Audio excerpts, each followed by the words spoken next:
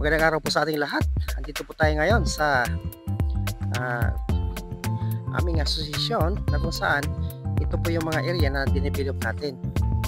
Ayan, dito po sa part na ito, sa mayunahan na kunting-kunti na rin po, masasiminto na. Dito sa area natin, meron na siyang patwalk. Ayan. Okay. Pababa tayo dun sa ginagawa naming immortal na kung saan mula nung nagawa yon at nakatawid na yung mga truck, ang dami na pong nagpagawa ng mga bahay. Congratulations. Yan, tulad nito, mga bago pa. Yan yung mga motor. Yan. Kaway-kaway naman. Shout out. Mga kabundukan, mga bagong residente natin dyan sa dinevelop natin na urban 4 area.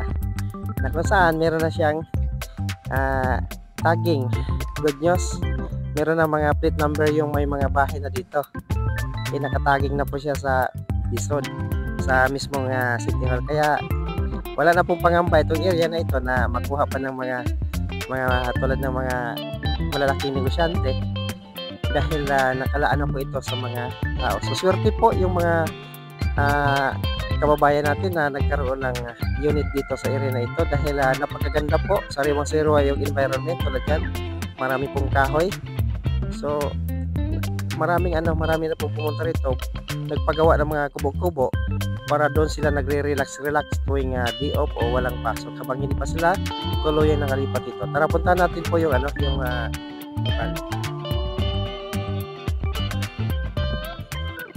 okay, ito po yung area natin mula sa taas papunta doon sa may ilog na kung saan ito po yung pinakahirap daanan noon. Ito po yung pinaka hirap tawiran dahil wala pong imburnal. Dahil napakalalim po yan. Dahil tingnan natin yung ito po yung sitwasyon dito noon. Napakatarik po ito. So ang ginagawa namin, hinuhukay po namin pa baba, tinambak dito sa gilid yung lupa para mapatag. Yan, ganito po kalaki yung hukay namin. Bayanihan po kami dito.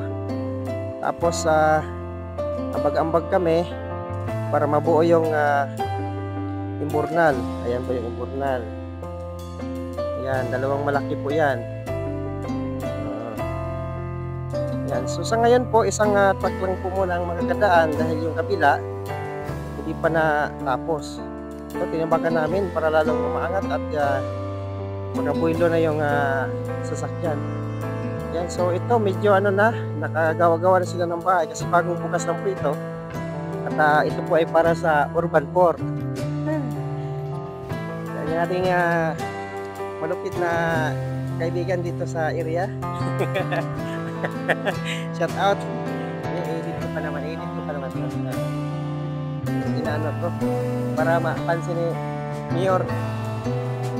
Ito po yung yung kabilang side ng immortal.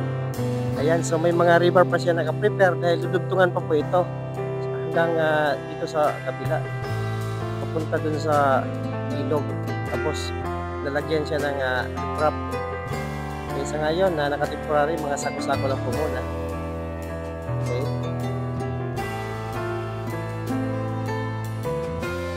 Ayan, maganda na guys, nagkakababa na yung truck dito. Congratulations po sa mga nagmamagandang loob para matapos ito.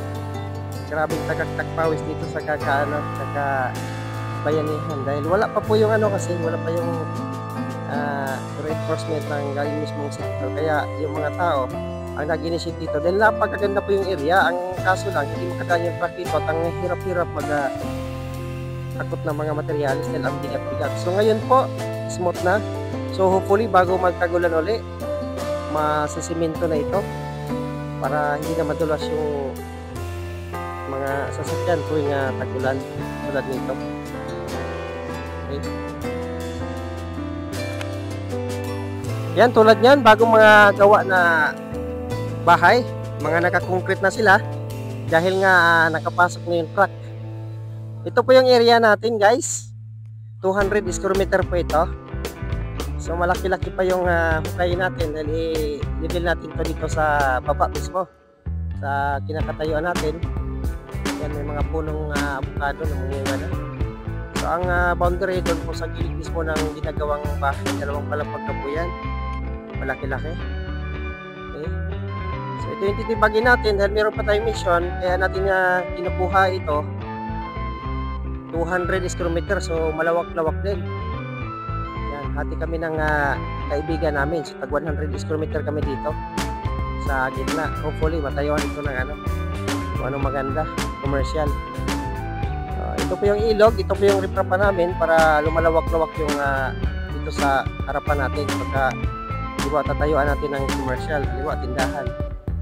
Yan, marami ng mga nagka-konkreto dito dahil gawa ng mga kapasok na yung mga sasakyan. So congratulations po sa mga tumutulong talaga at saka nag-sponsor ng mga materials. So ito, for the meantime naka-riprap pa siya ng sako. Pero ang plano namin dito sa baba, lagyan siya ng imbornal or riprap na lang, karugtong po doon para mas lalong lumalawak yung area na para makadaan yung sasakyan sa lubong. Okay, so ito po yung access. Hindi po talaga ito yung pinaka main road doon po sa kabila, kaso dahil inip na yung mga tao sa kaintay at excited na po yung iba na dito na tumira. Kaya pinagtulong-tulungan po natin. Hindi po ganun kadali guys, kung wala po yung tinatawag na bayanihan, yung spirit ng bayanihan, hindi po ganun kadali magawa ng kalsada tulad yan, paakyat doon. Okay, ito mga naka-riprap na rin dahil bahay din po yan. So yan, napagaganda na po yung area. Okay, nakakadaan na yung importante, nakakadaan yung truck access doon. Okay po guys, andito po sa ilalim ng ilalim ng mangga na umpisa na pong lumaki yung mga bunga ng mangga. So ilang linggo or month pwede na siyang lagyan ng bagoong. Sarap po ang bagoong guys. Ayan, marami na pong napagawa ng konkreto dito dahil nakapasok na yung truck. Tapos ang good news, andito na rin po yung mga mga linya ng tubig. Ayan, ganda na yung area guys. Ayan, mga ng tubig. Okay, so ito, nakababa yung kapitan natin dito. Kung tuwa dahil hindi na inekala dahil hindi naman lumapit yung ating presidente doon dahil alam natin na maraming trabaho ang barangay at lalo na pagdating sa budget. Okay, so tuwa dahil na-develop. Of course, marami pong mga butante dito na marami pong butante na lumipat na dito o dito na mismo nagpa-register. So dito na bubuto dahil dito na po sila nakatira. Marami na po nakatira dito. More than 1,000 families na po yung members dito guys. Ayan si Kuya. Kaway Kuya. Ito po, pagawa sila ng dalawang palapag dito. So ito na po yung resulta ng bayanihan. Tulong-tulong paano magawa yung kalsada. Ayan. So unti-unti na po. Ayan, may mga bakod na. Ayan, tulad nito, nakataging ang kagandahan guys. Wala nang pangamba dahil nakataging na yung mga bahay dito. Ayan, mayroon ng mga plate number. Ito po yung main road. Ito po yung main road. Papunta doon sana sa taas. Malaking kalsada ito. 8 meters po ito wide. Papunta sa ilog. Kaso lang, malaki-laki po kailangan dahil kailangan maglagay muna ng tulay doon sa mismong may ilog. Pero for the meantime, kumuha tayo ng access dito doon sa pinanggalingan natin. Kaya hayahay na po. Okay? Ito po para sa mga kababayan natin na nagnanais pa na gustong manirahan dito. Pero pa naman po ito paano malipatan dito. Okay? Ito po ay sa government. Ang kagandahan dito guys, naka po ito, naka subdivision type. Ibig sabihin 50 meters sa harap mahaba, 5 by 10, 50 meters sa likod, 5 by 10 ulit. So meron siyang iskinita. So, ito yung main road. Ang good news, ito po hindi po ito madaan basta-basta ng truck dahil malalim po ito at hindi basta-basta na walang tubig dahil medyo po ito, salo ng tubig. So lagi nagkaroon ng tubig basang-basa. Yan ang kagandahan sa tulong ng mga kasama namin dito at mga nag-i-sponsor ng materyales. Ayan, kahit paano may portion tayo na ito yung nahirapan kami dito dahil pag tag-ulan mahirap matuyo dahil sa lilim ng mga mangga. Yan ang kagandahan.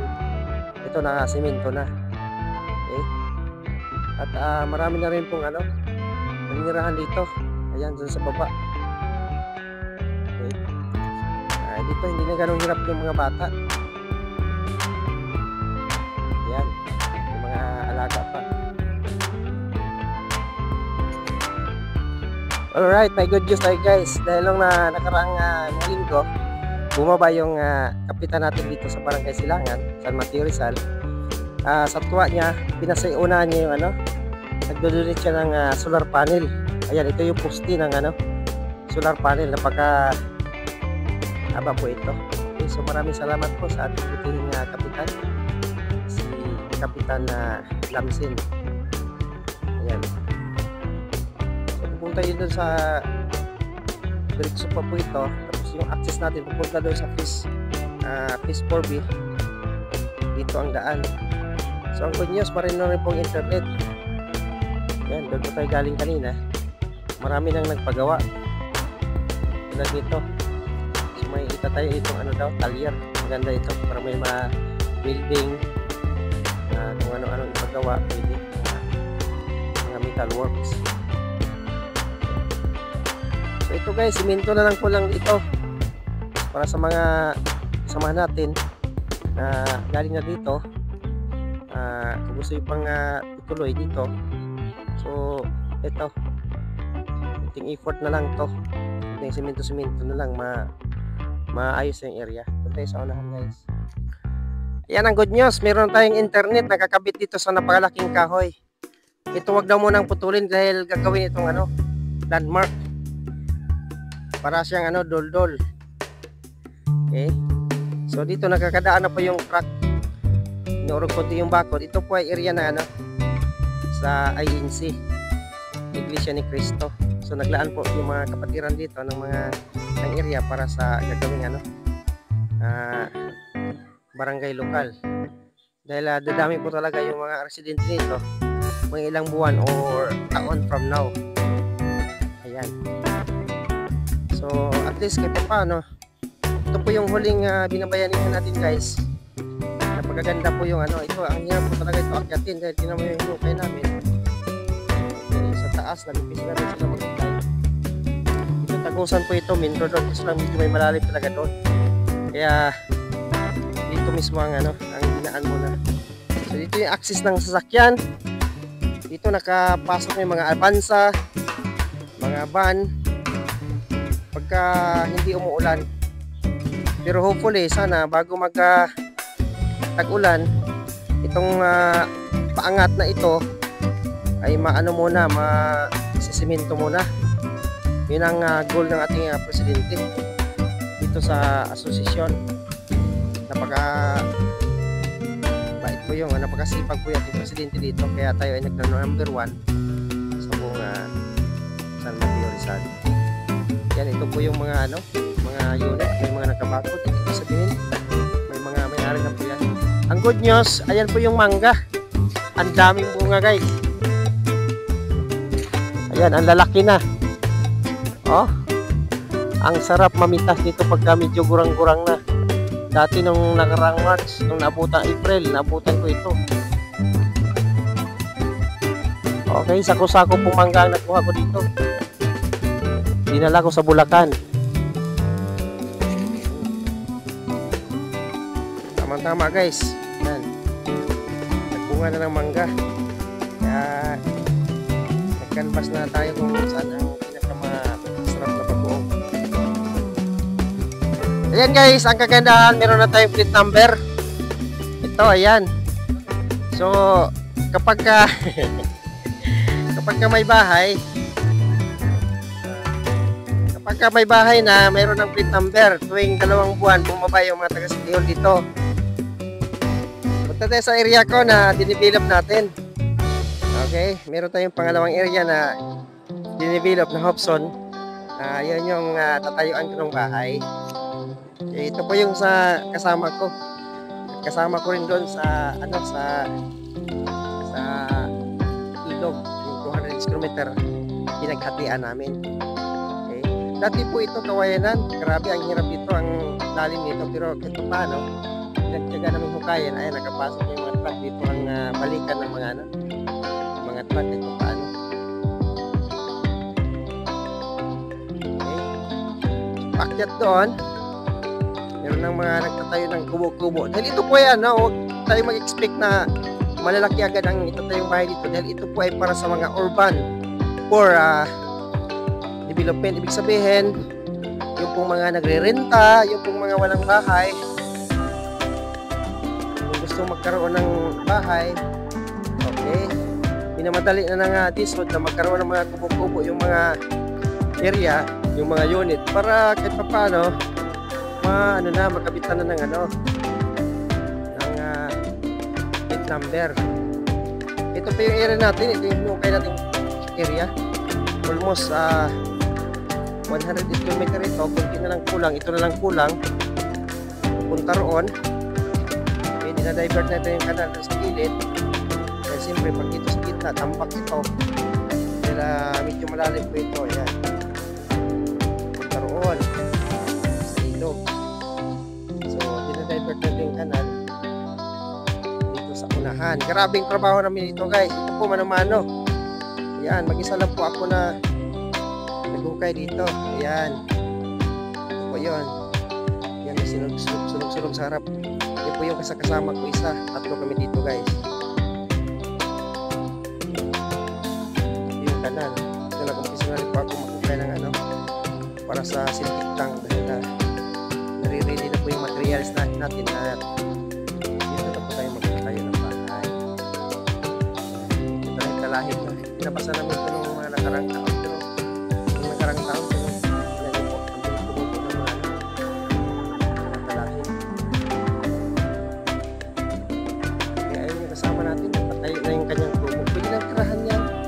Nagkaroon ng CR ang tirahan. So ito po yung area natin, konti na lang at tuluyan ng mapatag. So, sa gilid lalagyan natin ito na asintahan natin yung mga block. Ayan. Ito po yung area natin, napakaganda na po dito pagka umaga dahil yung sikat ng araw. Okay, ang sarap magsumba-sumba doon sa may pinapatag-patag. Bukod dito sa baba na pinapatag natin, meron pa tayong area na paangat. Pero walang problema guys dahil tutukuran lang natin ang poste dito sa baba, i-level doon sa taas. Siguro mga 2 o 3 palapag ang maganda rito tayo. O kahit for the meantime 2. So mayroon pa rin po tayong makukuha ang overlooking kasi ang pinaka-overlooking talaga doon sa taas. Makikita yung Ortigas doon sa taas. Ang kabila po nito yung Dika Homes, paglagpat sa pagtawid ng kalsada. Kaya nagkumpisa na rin po sila mag-bulldoze. Ayan, so yung access nating kalsada rito doon sa baba, mayroong inumpisang bukay. Okay, paakyat doon sa taas. May saging. Diretso na po yan paikot doon sa ganun lang dito. Napaka ganda na tayuan ng bahay. So sino lang akala ito ay dating mga kawayanan lang. Okay. Ito tayo dun sa kabilang dulo guys. Tingnan natin yung sitwasyon doon. Dahil ang alam ko yung truck dire-diretso na doon. So ito patang-patag na. Konti na lang. So yung natira, hindi na niya yan bubungkalin sa ngayon at tatayuan nga doon ang kubo sa taas. Maganda yan. At meron ng ring na nakaabang para sa mga bata. Dahil marami na pong mga bata dito. Kahit pa paano, ang baba na ng creek. So, pagdating ng tag-ulan, na-divert na yung kanal dito sa taas. Lagyan ng imbornal dito sa taas para dito na dadaan yung tubig. Punta rito sa creek. Okay. Ito po yung area natin. Ito yung paakyat. Punta ron sa area ko mismo. Ito, meron din kukuha dito. Malaki ito, 500 square meter. May mga bakante pa dito kahit paano. Tulad nito, sino nag-akala, hindi mo makita yung lupa dito dahil sa sobrang talahit. Pero ngayon, may kubo na. Kaya gusto nang lumipat dito, nakatira sila sa bandang Commonwealth. gusto nang lumipat dito dahil ang lamig, lalo na pag madaling araw. Okay, mapapakumot ka talaga guys. Sarap dito pag madaling araw. Yan, ito na po yung mga linya ng tubig. Ito may nakadevelop dito, naka second wire na. May ano na dahil kung paano, nag-alaga silang manok at the same time may nag-alaga din ng kambing. Pag nakawala, ubos yung mga pananim. Ito, puspusan na po. Ito maliit lang for the meantime dahil taga Iloilo, mayroon naman silang bahay doon, pero sa Manila ito inumpisahan lang dahil nagtataging na, kailangan po sa taging yung mga materialis nila. And then sa baba, hirapan kami tumawi doon sa puntang bukal dahil napakahirap talaga. Ngayon may mga bahay na. Yan guys,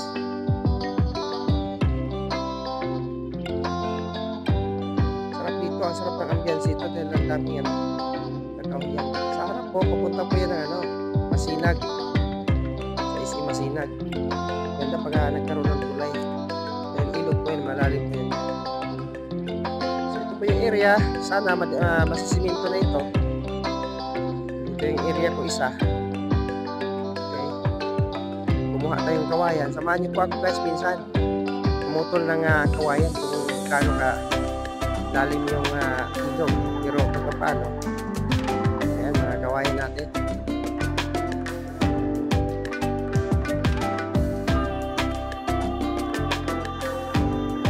Ito yung area guys, yung tricycle. Bumili tayo yung simento para sa simentan. So ito yung area namin guys. Ang ganda ng ambience dahil maraming kakahuyan, maraming mangga. Ilog kasi yung sa baba, kaya mas basta nawala ng kahoy. Ito naman sa taas, yung nagpagawa ng ano na, maganda na yung kanilang tirahan dito. Ayan.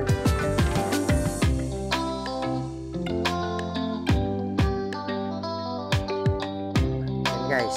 Ayan. Yung kuryente nila dito ay ano, solar. Ang laki ng solar panel nila. Ayan. So yun po yung kay Ate Ellen. Okay, sa taas patapos na rin po yung kay Sir Paul.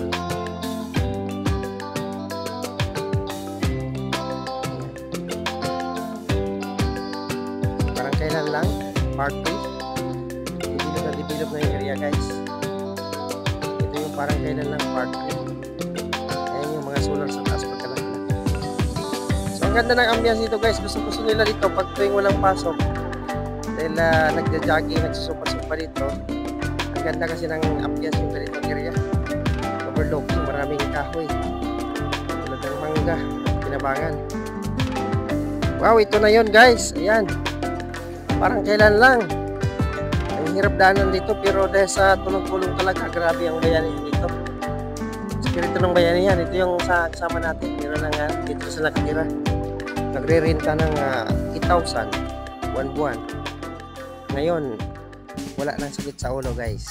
Okay, napunta na sa allowance yung pinaghirapan nila, hindi na punta sa bayaran ng bahay, upa. So medyo ano na, lakas-pasok na yung truck dito.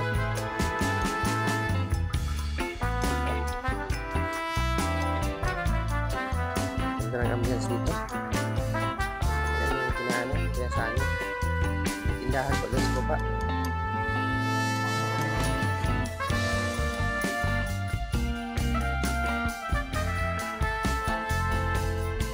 Guys, napakaganda yung ambience dito.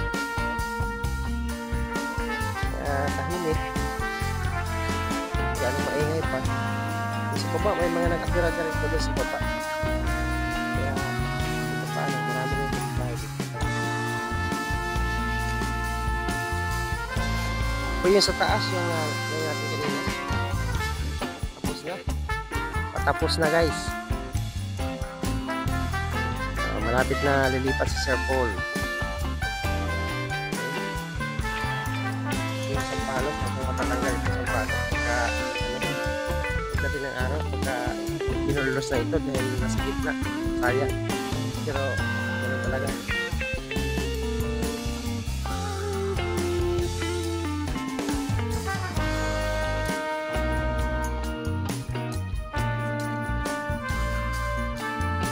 yung nari natin dito.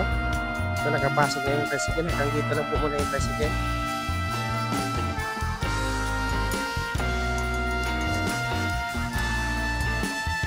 So nakaprepare na rin po. Ayan yung bahay sa taas. So guys, parang kailan lang. Okay? Parang kailan lang labas-masok na yung mga truck dito na nag-deliver ng materials. Yun lang po yung hiniling natin na makapasok yung truck. Dito naman sa area na to, kung umakyat pa tayo doon, kitang-kita yung BGC Ortigas. So malapit lang po ito sa Kabiasnan. Pero ang ganda ng ambience. Ayan.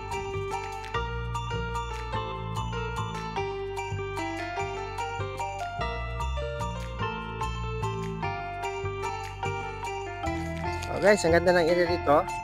Titingnan natin yung bukal sa gilid ng ilog kung marami pang tubig dahil summer na summer ngayon. I-observe natin guys. So, ito po yung babaan. Dito po kami naliligo pagka wala pang tubig doon sa Maynilad, galing Maynilad yung nakahos. Okay. Guys, ito po yung daanan natin. Okay. Malipad tayo doon sa taas. Ayan. Ayan, meron na palang nagbako dito, meron na may-ari. Po yung bukal guys, wow, grabe, akala ko natutuyo na, pero tingnan nyo po, may mga tubig pa rin po pala.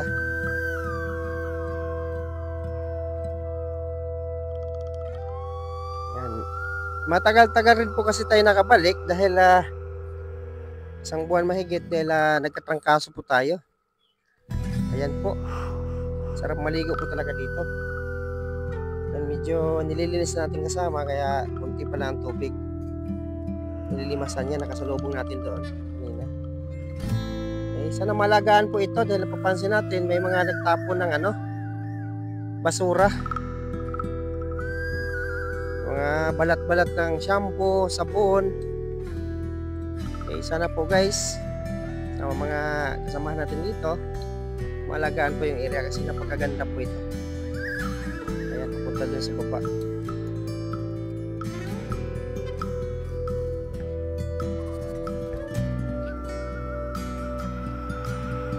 So ito po yung guys, bukal. Kahit summer na summer, kasi naubusan ng tubig. So napakaganda. Okay. Kung nagtipid ka ng tubig, ayaw mo gumamit ng Maynilad, so meron tayo dito naglalaba, marami. Sana malagaan po ito kasi sayang na sayang yung ito.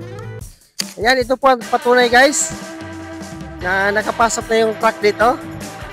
Yan sa ating mga kasamahan dito. Ayan, nag-deliver sila ng materialis. Very good. Hataw na, deliver. Very good. Okay, dahil ito sa magigiting na bayanihan.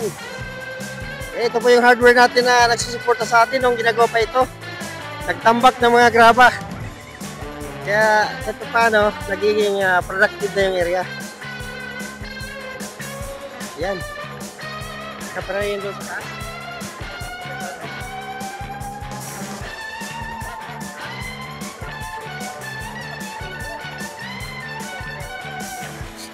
Okay guys, maraming salamat po. Ito na po yung resulta ng bayanihan dito sa area natin. Ayan. Arangkada ng mga delivery man. Ito po yung malaking patunay na ingat. Yan, paano maging progressive ang area guys. Ito yan sa bayanihan dito. Alas isang taon namin itong binabakbakan. Hindi naman araw-araw. Tuwing linggo, Linggo or yung mga walang pasok, gustong magpapawis. So dito po kami para ma-develop yung area. Ayan, yun po yung pinakamalaking good news guys sa lahat na inaasam-asam ng mga tao na paano makapasok na yung truck. Dahil naghahatid ng mga materials dito. Bibong-bibo na guys. Ayan. Uusbong na ang ekonomiya dito. Dadami na mga titira. At ang kasunod nito, siyempre mapapansin na ito ng munisipyo, isisiminto na. Yan po yung pinakamaganda rito kung mag-concrete na yung daan. Okay, so ito lang po muna tayo guys. Maraming salamat po sa panonood ng ating page.